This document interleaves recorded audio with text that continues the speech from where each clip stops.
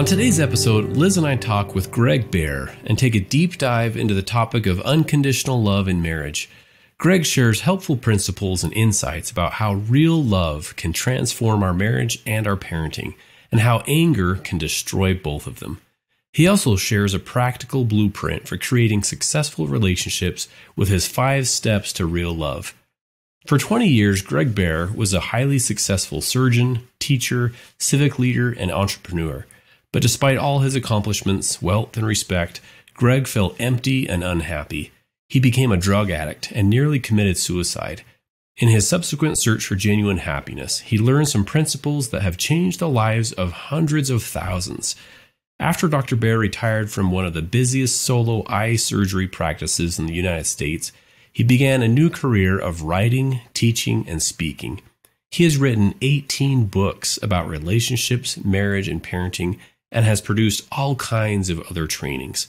On his reallove.com website, you'll find video coaching, webcasts, chat rooms, and much more.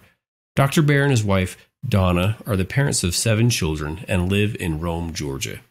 We hope you enjoy the show.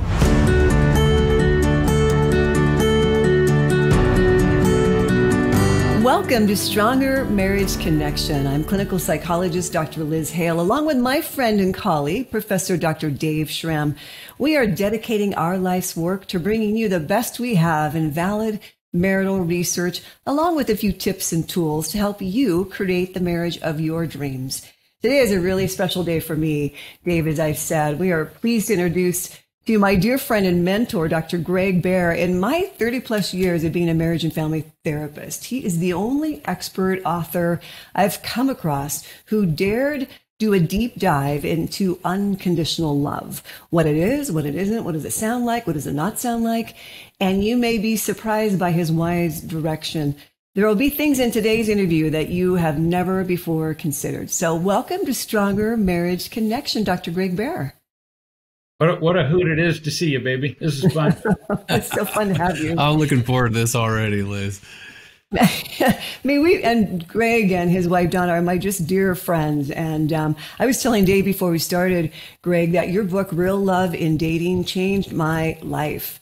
I chose a really good man because of your book and your direction, putting your worst foot forward, looking for someone who's also going to tell the truth about themselves and learn to better love. So I will be forever indebted to you, as you know. Love you, honey. May we please start back at you with the definition of what is real love? I tell you, until we get it right, what love is, how are we going to ever find it? And it's defined in so many different ways, and this one is so simple and just guides everything we do. Real love, you could call it unconditional love, same thing, is when I care about your happiness without wanting anything from you in return. It's just so pure. And almost part of the definition is that it's the kind of love that has no expectations, no irritation, no disappointment, no anger. It's just clean and pure. It's just lovely. Some old guy 2,000 years ago, Paul, I think it was, described it. And it's that. Whether people are Christian or not, it's irrelevant. I don't care. But the description is just so good. Love is patient and kind, never jealous or proud or rude, or how it goes. That's real love. Yeah. Oh, I love that. Great. Reminds me, actually, Steve Young, I don't know if you've seen the book that he wrote, The Law of Love, where he kind of talks about this, being a healer and expecting nothing in return. So I love your definition already. So clearly, it's hard to give something to your partner that you've never had or experienced before. You say many of us have never experienced true unconditional love, even in our child. Now, even if we came from a great home, really good home, are you saying that most love then is conditional then until we learn how to love unconditionally? And can you give us some examples of that? You're so sweet to say most homes don't have unconditional love. It's more like 99%. Yeah. And I'm really not blowing it up. I've spoken all over the world to literally hundreds of thousands of people in audiences just all over the place, from China to here. And I've talked about unconditional love and invited people to come up and tell me, after I described it, if they had been raised in an unconditionally loving home. So far, the total is 5. And the reason is, we all remember as children, actually many of us don't. Many of us don't remember our childhoods because we weren't raised with unconditional love. If I'm talking to you, Dave, right now, and you're telling me the story of your life, and I just do this, just roll my eyes and sigh. Do you know that I've had people swear to me that they were raised in loving homes, and I've just looked at them and just sighed and rolled my eyes and had them burst into tears. It's the water we swim in, so we don't even realize that it's not healthy. But every time a child gets that feeling, and of course these children grow up to get married, every time a child gets that, what they hear is, and there's no blaming, the parents didn't get it either, but what the child feels is, I don't love you. It's like a knife through the heart. And then these kids grow up to get married. You know why people get married? Oh, we say there's complicated reason. No, there isn't. We get married because we hope this other person will make us happy. That's why we get married. Well, if we come to the marriage without sufficient unconditional love, and they come without it, oops, we got a picnic with no food. This is a problem. Oh, yeah. Indeed we do. And I love the thought of what you say, that anytime I'm angry or disappointed, I'm wrong. Whether it's in my marriage or whether parenting or as with a niece or nephew. Can you say a little bit more about that? You're going to hear me say this more than once, and, well, too bad. It's like the ultimate emotional assault on another person to be angry at them. Because you're out of control. There's no way that you can be loving. I can't tell you how many parents looked me in the face and said, well, I do get angry at my children, but that doesn't mean that I don't love them. And I just say, you're so cute. But yes, it does. Because try this. Anybody who's listening, go home, get angry at a child and watch their face. It crushes them. And by the way, it crushes your spouse. I mean, just takes their heart and just stomps it flat, as we say here in Georgia. Anger, it's a horrifying thing. Not only do we feel the anger of the person who's being angry at us, it triggers all the anger and the unloving messages we got all during our childhood. So I get angry at you now, and you feel all the anger from when you were 2. It's a terrible thing that destroys marriages. Mm-hmm. And disappointment is just a second close. It's similar. People say this all the time. Oh, I don't get angry at my spouse. And I look over at their spouse who's going, because anger includes all the little euphemisms we have, irritated, annoyed, frustrated, disappointed. These are all just gradations. I mean, how much poison do you want in your drink? It doesn't really matter if it's a lethal dose, it kills you. And disappointment just destroys a kid. And a partner, like you said. And a partner. Yeah. And when I'm angry and disappointed, it's all about me, the center of the universe, as you say, Greg. Every once in a blue moon, I still forget, and Donna will do something, and I get this look on my face, and she goes, you want to tell me about that look? No, because I'll be really embarrassed. I'm going to change that look, right? Uh-huh. Yeah. When couples first come into marriage therapy, they feel somewhat hopeful, but mainly discouraged, as I think the three of us can understand. And when they wonder, is change really possible? And change is difficult. We're not going to deny that. But what stops us from making those behavioral changes, even when we know we ought to make them? Well, for one thing, every time somebody speaks, they speak with all the pain of their lives. From their childhood right up to now, they speak with all that pain in the background. And so when they do, and then their partner attempts to talk to them, they also speak with all the pain of their lifetimes. You just as well take the two partners, let them go sit in the parking lot and have their parents and grandparents yelling at each other. They're not even there. So it's so complicated, and you've both seen this talking to couples. One person starts talking and the other one interrupts with, yeah, but, and they start, and it just flies apart. So One thing, it's incredibly complicated, the issues. They appear to be. They're not. It's all about love. And then the second thing is that really reaching a healed marriage takes a long time. And everybody wants a quick fix now. I talk to couples and parents all over the world, and they say, all right, so help me with my child with ADHD. And what they want is the 5 steps with little color illustrations and emojis to, fix their child. Yeah, well, that's what they want in their marriages too. So it's complicated, and they want a quick fix. They're kind of doomed most of the time. Mm-hmm. Yeah. But there is hope, and it starts with understanding what love is, what we're missing. Yeah. And that's the key, right? Is that the one thing that will change a marriage around quickly? Well, long term, it's love that changes it. Yeah. The thing that will change a marriage immediately, if people will listen, is there's no anger or any of its derivations, no disappointment, no nothing. Now, people say, well, but sometimes I just get angry. Yeah, or they do the anger is natural. And I say, yeah, so is snake venom. You can get angry. You can't stop that. But you can take 5 steps to help eliminate anger in your marriage. The first step is be quiet. If people can't remember that, I say, just remember, shut up. Yeah.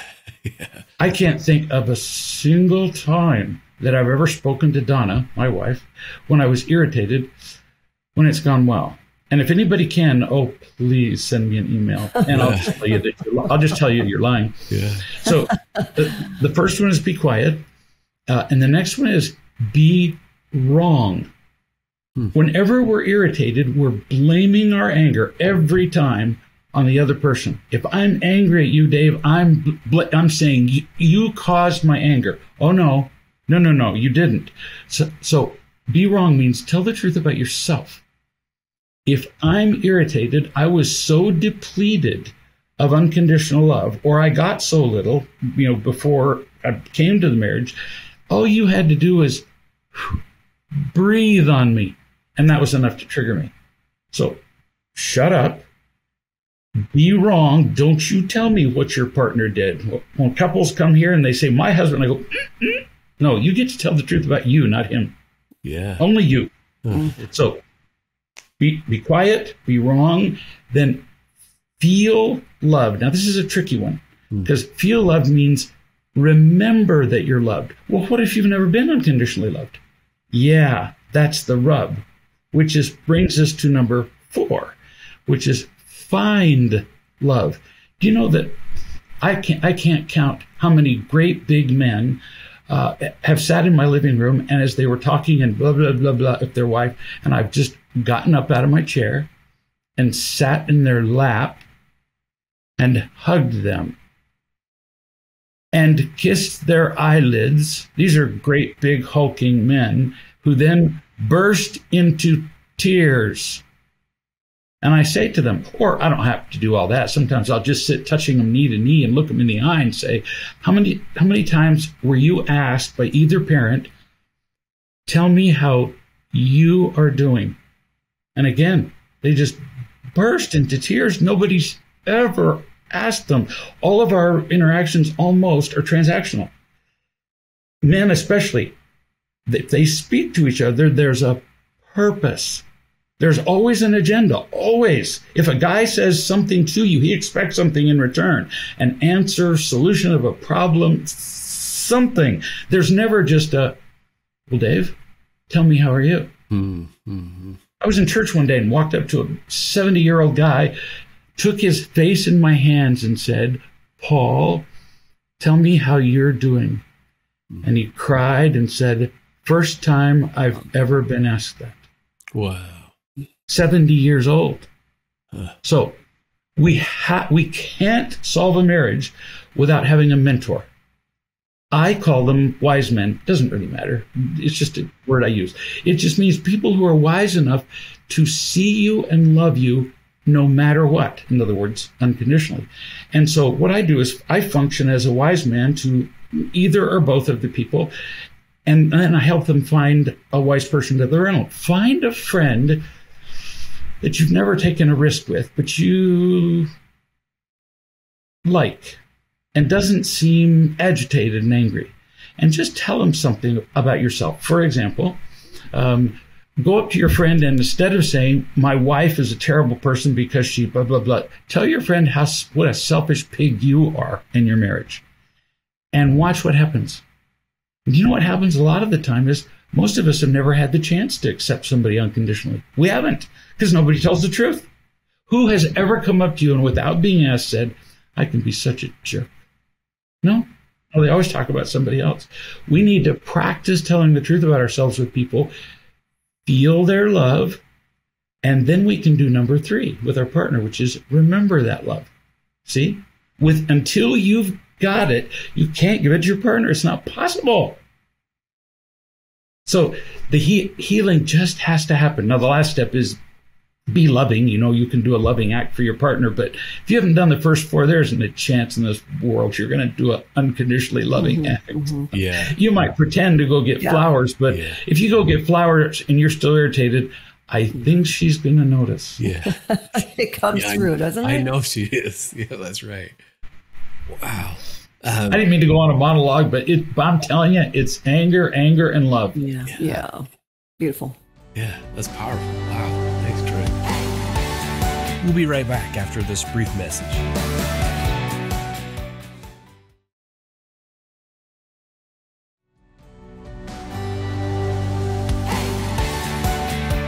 And we're back. Well, let's dive right in. And I mean, Greg, you talk about this love, this anger, this unconditional love. I mean, is that the reason why partners sometimes are critical and angry and unfaithful, as well as lie and withdraw? Is that the reason? Bless your heart.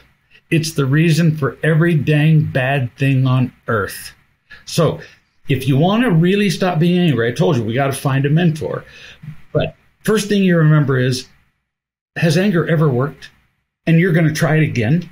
Okay, so it's never worked. That's one. And number 2 is every single person we interact with pretty much is starving for unconditional love.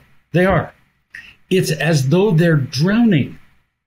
In the middle of have you ever seen somebody drown? I have. I used to be a lifeguard. And it's a really ugly event. I mean, they're just thrashing, kicking. They're in pain. They're terrified. Now, what if we took a brief video of that drowning person? Let's say it's you.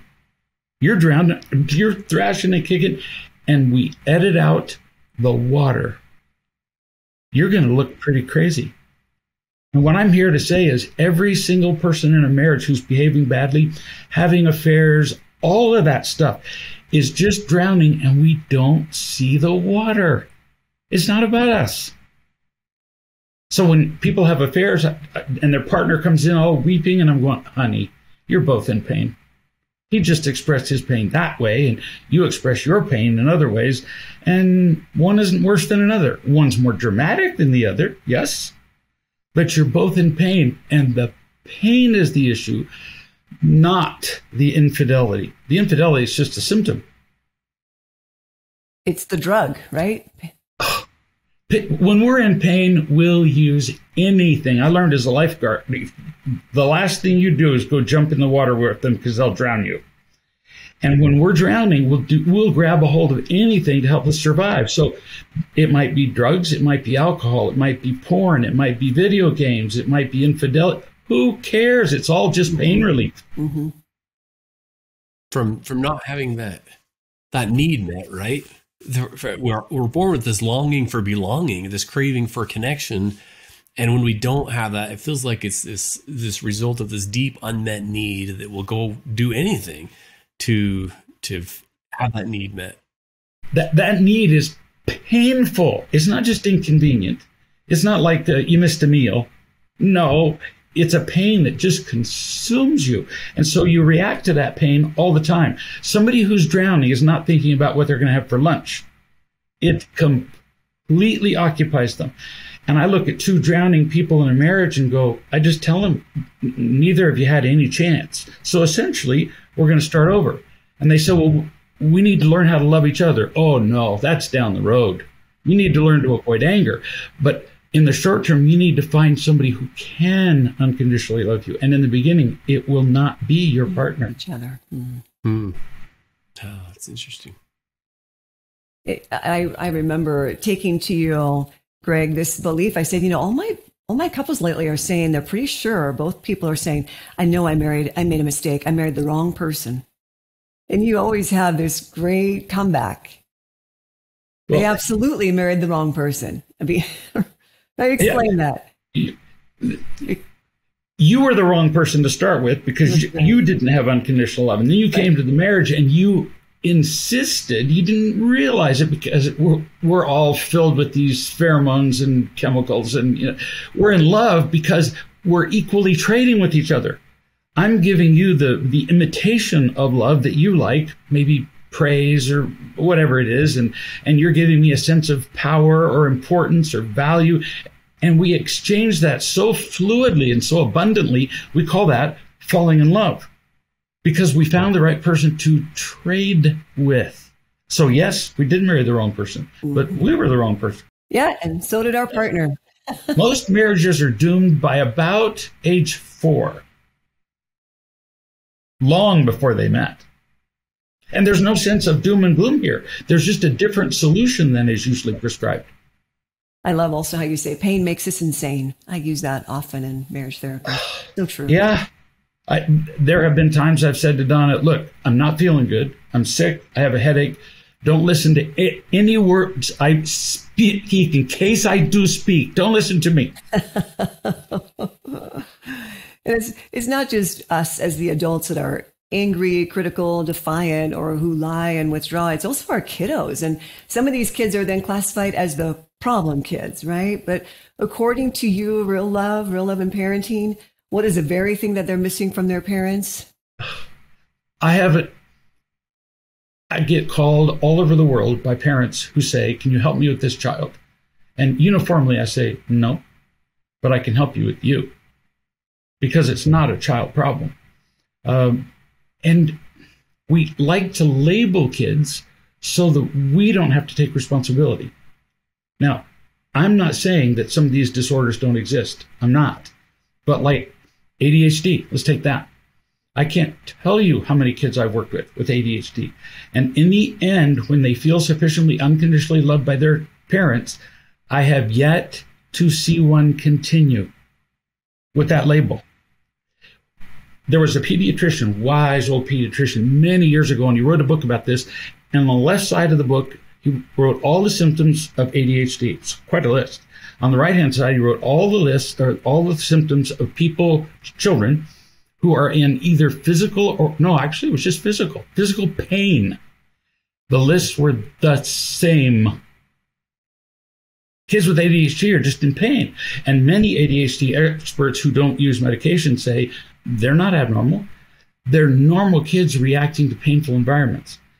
And when you introduce love into the equation, they just completely change. I've seen children with labels of on the spectrum, ADHD, all the, little alphabet soup things that we give them. And when the parents learn to love them, those things go away. Now, are there some organic problems? Sure. But 90+% of them go away. We need love like we need air. That's powerful. You've probably had parents say to you, Greg, and they certainly have said to me kind of in a rebuff, oh, but I do love my kids, right? They're almost a little offended that I would suggest real love and parenting or the ridiculously effective parenting training that you have. I'm tough on them. I want them to succeed. That's how I show I love them. What do you offer these parents who say, but it is love? I tell them, oh, you little sweetheart. I'm sure that you love them as well as you know how. But then I start to describe some scenarios from their childhood where their parents demonstrated controlling, disappointment, irritation, praise, all these things to control the kid. And they start to weep. And I say, and that's how I know that you're not unconditionally loving your child, because you don't feel unconditionally loved. Are you doing your best? Yes. there are no villains in these stories. We're not blaming. Blaming is boring. You're doing your best, but make your best better. And so I teach the parents how to unconditionally love their kids. And that's what's in the Ridiculously Effective Parenting Training. Oh, yeah, that's great. What about expectations, Greg? It's so hard not to have them, but you really warn us against this. Please share with us more about what you mean by that. Expectations are getting right to the edge of the cliff and hoping that you're going to live as you walk. They're death. Because what happens is it sounds good, doesn't it? The children will live up to your expectations, but in 99+% of the cases, if you express an expectation to a child and they don't fill it, watch the face of the parent. There's the little look of disappointment. That's all it takes. It's so subtle. Those of you who are not seeing my picture, just a slight change in your face, and the child, it's like they've been stabbed. So expectations just set kids up to feel not loved. And then people say to me, well, if I don't have expectations, they won't do the right thing. Oh, silly you. What I teach parents to do is to love them unconditionally. And imagine this, teach them what is right. And if you love them and teach them repeatedly, especially when they're young, oh my goodness, they want to do the right thing. You know why? Because they're good kids. That's why. Mm-hmm. I saw a girl, 17-year-old girl, and I'd seen her mother for a couple of years. And this girl was in every imaginable kind of trouble. And of course, causing trouble for the parents' marriage. Every behavior you can think of, every addiction, sexual behavior, she was doing those things. And rebellious, and looked at me like, go ahead, do your best. I dare you. And I just went over and sat on the couch next to her and held her hand. That's all. What are you doing? She said, can't you see? I just sat and held her hand and loved her for, I suppose a year. This girl's now going to a major university. Her SAT scores went from, let's call it pathetic, to the 99th percentile from being loved. All of her, I didn't ever once say, don't anything. Everybody hearing this, I never told her not to do something. She gave up all of her behaviors. Why? She didn't need them. When children don't need bad behaviors to fill this emptiness, they behave well. And it's the same in marriages. If I love my partner and she feels loved, why would she ever do anything but respect, love, and adore me? And why would I not feel the same toward her? We do. Oh, yeah, sometimes I'm stupid and I'm always the one that forgets, but this is how I learn. Yeah. Me too. And expectations in marriage then? Greg, will you say something about that? Why that is? The instant I place an expectation on my partner, what I'm saying is, I want you to be different from me. No, I love her and I make requests. I don't dump expectations on her. If I have a request, I speak it. Here's what I would like. And then she either says yes or no. And I'm not disappointed because I didn't have an expectation. I love her freely. And she can feel it and she loves it. So do I. So requests are different than expectations. I make a request, but I let go of any expectation.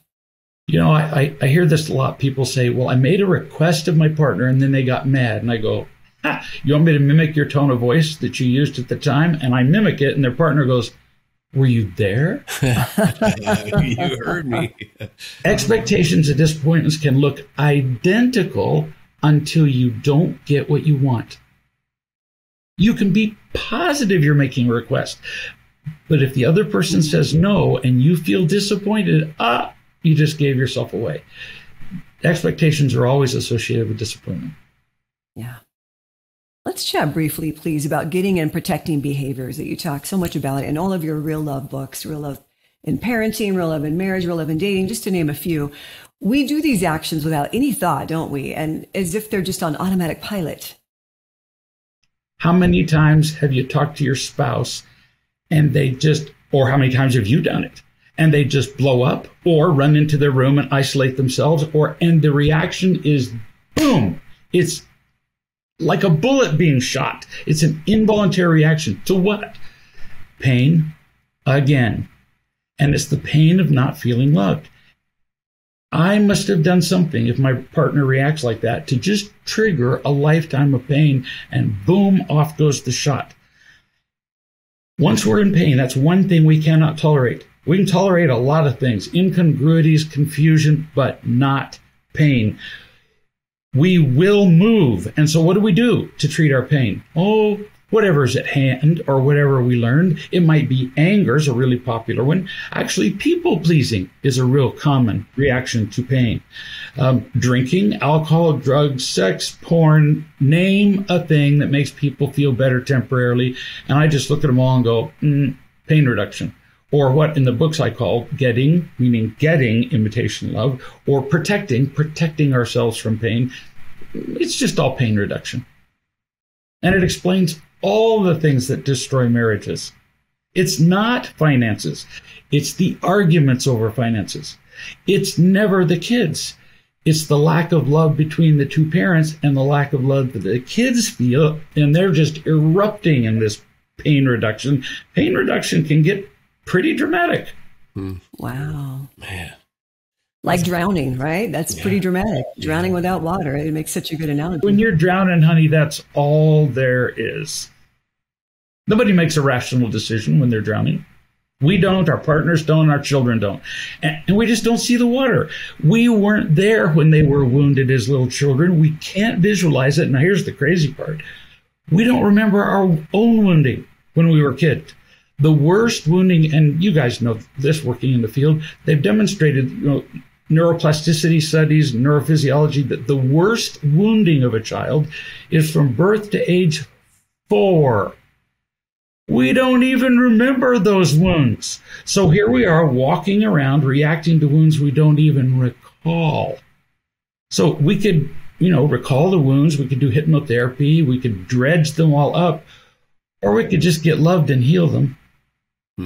Works way better. Yeah. Yeah, it sure does. Great. I love those five steps to go. Can you rehearse those for our listeners again? Those 5 steps. So if you get angry, your first step is, and I can't emphasize this first one too much, anger is an involuntary reaction. It is. That is not your fault. You get triggered, boom, you go to get angry. And if you go to speak to your partner while you're angry, go away, shut up, be quiet is the first step. Don't say it. I'll come in the house and I want to say something to Donna, and she can even sometimes tell. I'm just going, So then what do? I take step 2. How is it my mistake? Be wrong. Be quiet, be wrong. I can always find how I was wrong. I was seeing it wrong. I was being unloving. Just being angry is wrong. Third step, feel loved. I have people in my life who love me no matter what. So if I can sit, sometimes I physically put my hand on my chest and remember the look, the tone, the touch of those people. And that can include God. If I feel loved by people and God, my anger goes away because it was the lack of love that caused it in the first place. And now I can go and talk to Donna and I'm fine. The next step is get loved. So people who have been practicing doing this, if they're angry at their partner, they'll call their mentor, friend, whatever, and say, I'm being a real horse's butt. Can you listen to me for a bit? And just in the act of expressing how I'm wrong to a loving person, they love me, the anger goes away. It's so cool. And then if you want to put a cherry on top of the ice cream sundae, then you do something loving. For absolutely no reason, go out in the backyard and pick dandelions, arrange them in a glass container of some kind in the poor fashion that guys do, and go, here, honey, which you will appreciate way better than a dozen roses after you have expressed your anger. True. Yeah. True, true, true. So be quiet, be wrong, feel loved, get loved, and be loving. If we could do those, marriages won't fall apart. Yeah. They don't. Man, this has been awesome, Greg. This really has. So just eye-opening, I guess. Yeah, for me, this has been really helpful. Well, it's very fun for me. By the time people come to see me, usually they've been everywhere. And they're kind of like at the end of the rope. It is so fun to watch people's faces just soften when they realize my partner's not doing anything to me. My partner's in pain. I'll take them by the hand and take them over to their partner and put their face next to their partner's face and say, he's in pain, honey. He's not doing anything to you. Oh, and then the tears fall, and it's a riot. Beautiful, isn't it? We like to ask all of our guests this one question, Dr. Greg, and that is, what do you think is the key element, if you had to choose one, of a stronger marriage connection? Hands down, no kidding. There isn't anything else. It's unconditional love, or what I call real love. It's not flowers. It's not compliments. It's not how you look. It's not how you earn a living. It's me loving my partner without wanting anything in return. Now, that doesn't mean that I can't make requests. Of course I can. Mm-hmm.